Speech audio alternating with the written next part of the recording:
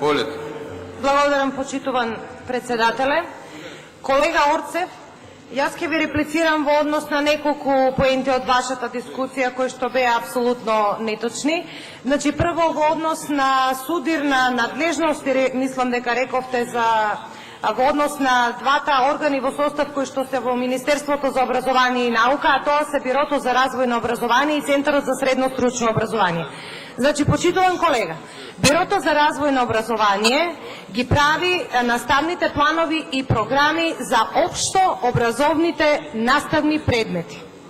Многу јасна дистинкција има помеѓу Бирото за развој и Центарот за средно стручно. Ова заради јавноста, а и за ваша информација. А Центарот за средно стручно образование ги прави наставните планови и програми за средните стручни училишта.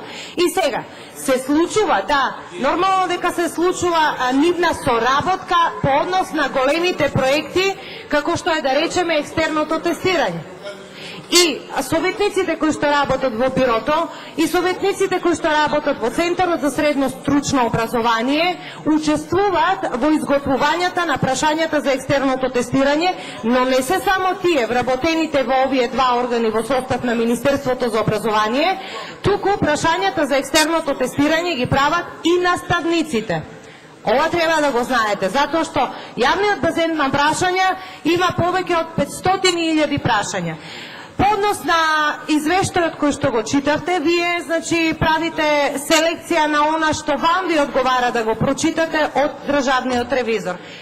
Еве, јас во интерес на јавноста ќе прочитам што во истиот ревизорски извештај пишува дека со годишните програми за изградба и реконструкција на средните училишта, Министерството за образование и наука активно допринесува за подобрување, значи, потенцирам, за подобрување на состојбите во рамките на буџетските можности со градење на нови и со реконструкција на постојните училишта. И сега, верувам дека повторно вие ќе запрашате зошто постојано ние се фалиме под наводници со реконструирани училишта.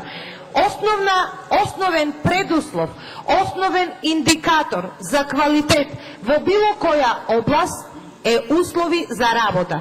Бидејќи услови за работа ниту во основните, ниту во средните училишта немаше, приоритет на оваа влада се и ќе бидат реконструкција и санација на основните средните училишта, но и на студентските домови. Тоа го правевме во минатото, го правиме и сега, а ќе го правиме и во иднина. Ви благодарам.